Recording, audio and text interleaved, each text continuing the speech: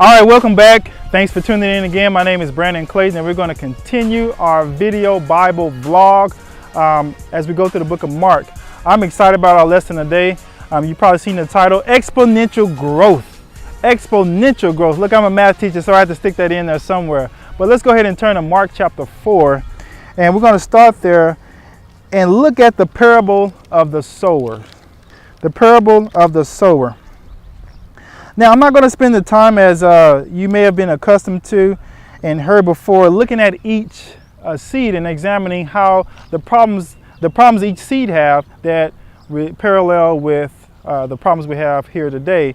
But one thing I do want to look at, I'm excited about, is looking at that seed that was on good soil that produced a crop 30, 60, and 100 times. But before I do that, there's something that stood out to me in this passage. That was a common denominator. I'm using a lot of math terminology. Common denominator for every seed.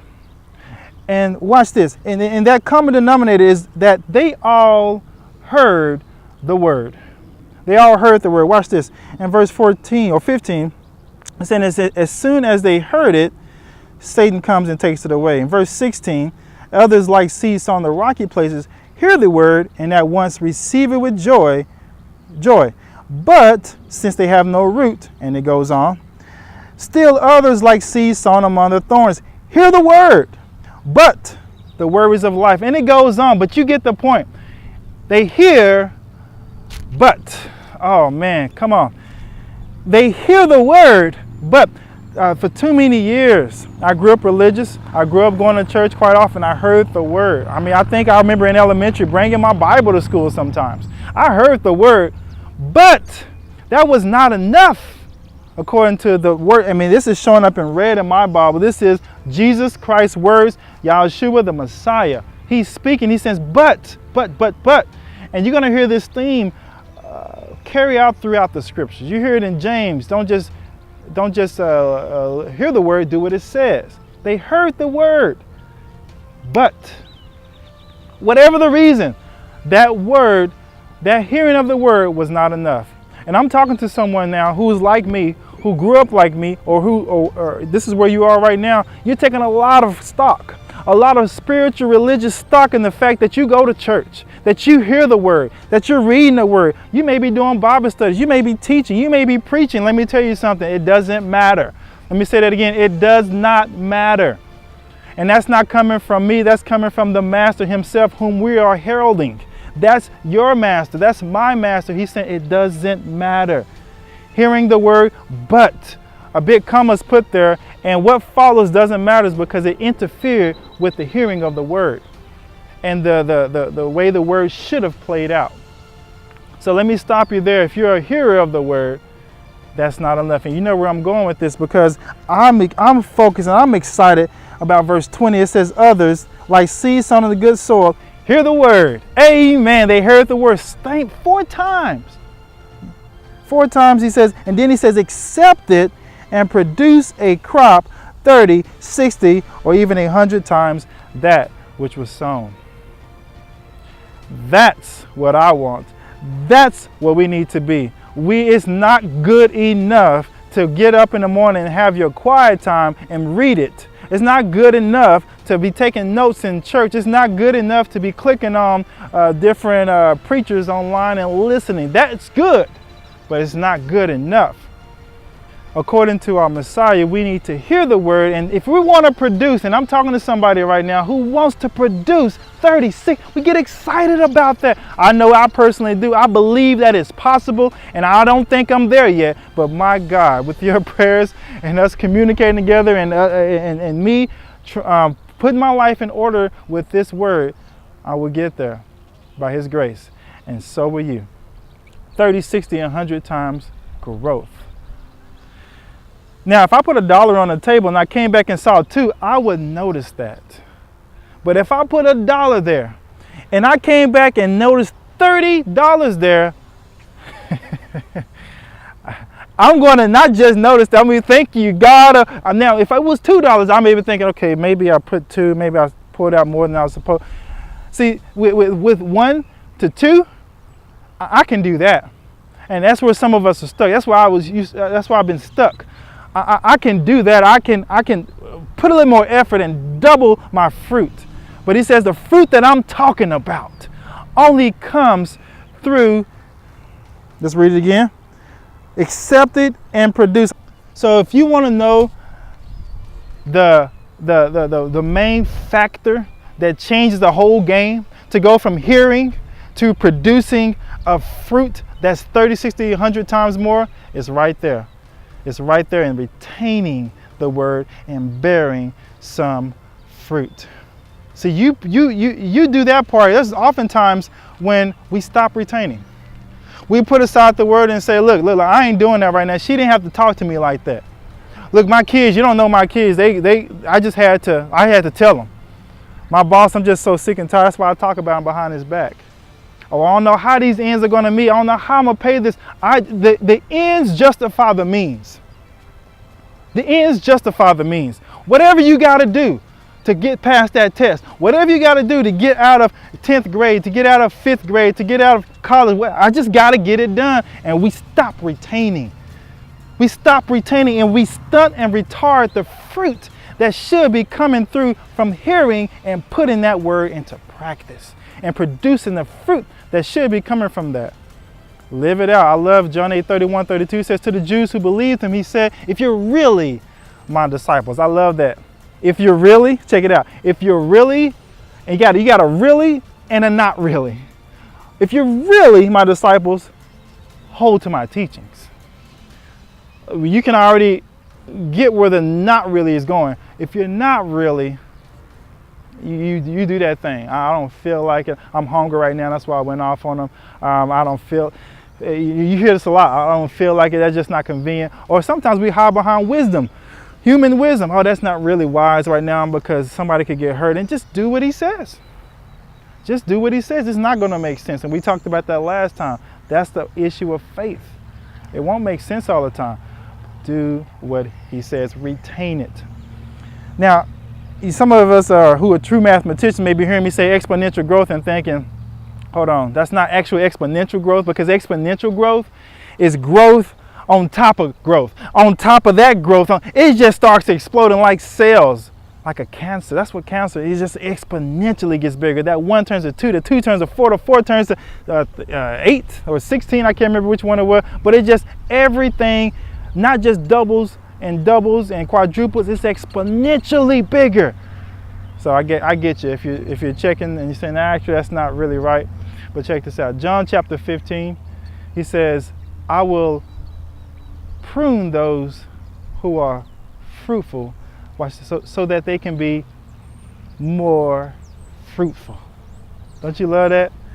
He says, look, and it goes right here with this. He says, if you produce fruit, it's the same Messiah, same word. If you produce fruit, I will prune you. I'm going to clean you up. I'm going to work on your weaknesses. I'm going to work on your speech. I'm going to work on your organization in your mind and how you deliver. I'm going to work on your patience. We're going to prune you up.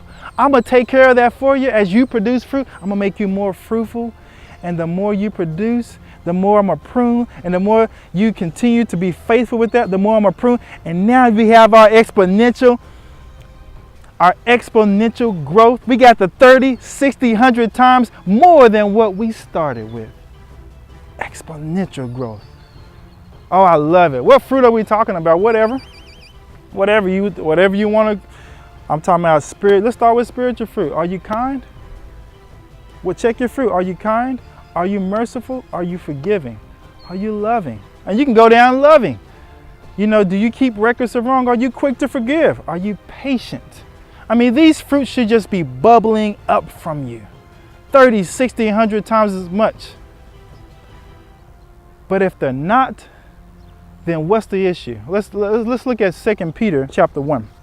Now in 2 Peter it says, for this, in verse 5, chapter 1, for this reason make every effort to add to your faith goodness, and to goodness knowledge, and to knowledge self-control, and to self-control perseverance, and to perseverance godliness, and to godliness brotherly kindness, and to brotherly kindness love. For if you possess these qualities in increasing measure, they will keep you from being ineffective and unproductive in your knowledge of our Lord Jesus Christ. As we said before, these things are adding on. We're growing in these things. And he's adding these. He's given us everything we need for godliness.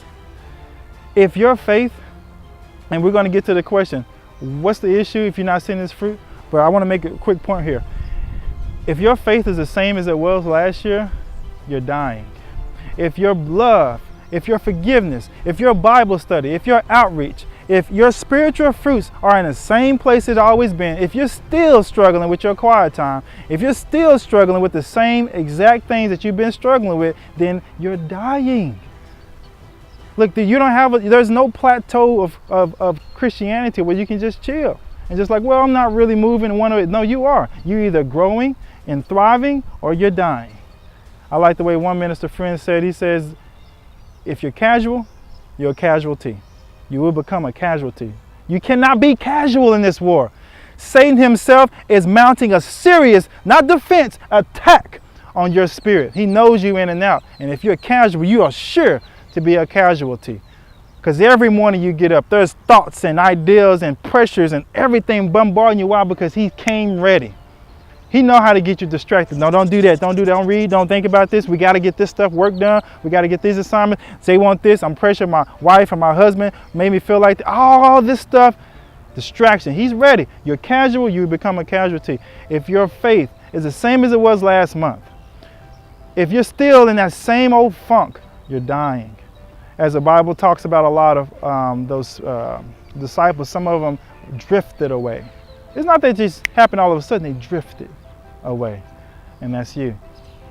Okay, you have to have an honest assessment of where you are. But let's go on and understand what could be the problem here, or what do I need to evaluate. It says in verse 9, but if anyone does not have those fruits, and we can go on about all types of fruits, he is nearsighted and blind and has forgotten that he has been cleansed from past sins. I love it. Peter did not say, guys, if you don't got these, here's what we do. Here, if I don't got these fruits, I need to be more loving. I need to be more advanced. I just need to go do it. Come on. And we have these binge spiritual campaigns we go on. I'm going to fast for a week. I'm going to knock doors. And I'm going. Now you're missing it. You're missing it. It's the connection that's the problem. He says you're blind. You're nearsighted and you forgot that you've been cleansed. You need to go back to the tree, go back to the cross, go back to being connected, go back to the branch, because you remember in John chapter 15, he says, because those who are fruitful are pruned to be more fruitful. But he goes on, he says, if you're not, I will cut you off and you will wither and die. And that is it's not good for anything but to be burned by fire. Jesus, you're not like that. He won't do that. I'm always covered by the grace, and we're all Christians here. He says, no. You don't understand. You got to stay connected. He says, remain in me. What is that insinuating? What is that suggesting? That there's possible that you stop remaining. Yeah, you may have said I'm all in at one point, but if you stop saying it, you stop remaining, and he will cut you off. I think that's why Paul says with trembling, with fear and trembling. That's why he says, I beat my body to make it my... He understands this idea that in Philippians 3, he says, I want to know Christ and the power of his resurrection and the fellowship of sharing his suffering, becoming like him in his death, and so to somehow attain the resurrection from the dead. What Paul, if anybody knows Christ, if anybody has these things, it's you. He says, no, you don't get it. I pray that your understanding may be greater so that you can know what we have in him. And you can understand how serious this sin, that because even after I preach, I may be disqualified. I don't want to be nearsighted, blind, and forgotten my past sins. Because when that happens, you don't get fruit.